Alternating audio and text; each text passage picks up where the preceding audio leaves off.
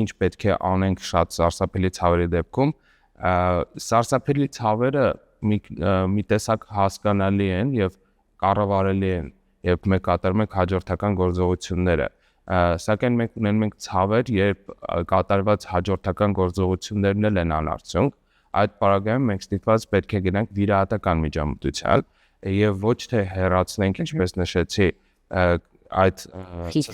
հատվածը, փեթերը, շպորայի հատվածը, այլ մեզ պետք է հենց այդ պլանտար ֆասցիան, թաղանթը, ապոնևրոզը թուլացնել, այսինքն հատուկ վիրաբուժական տեխնիկայի միջոցով կատարվում է հատում պլանտար ֆասցիայի, նորից կարվում են արդեն նոր ջլերը եւ կարողանում ենք մենք արդեն ունենալ թուլացած պլանտար ապոնևրոզ, իհարկե դա բավականին ծանր ընթացք ունեցող հետվիրահատական փուլ ունեցող վիրահատություն է, սակայն շատ մեծ արդյունավետություններ ենք ունենում։ Հետաքրքիր է որտեղ երբևէ մտքովս չէր անցնի, որ այս դեպքում վիրահատական միջամտություն է պահանջվում։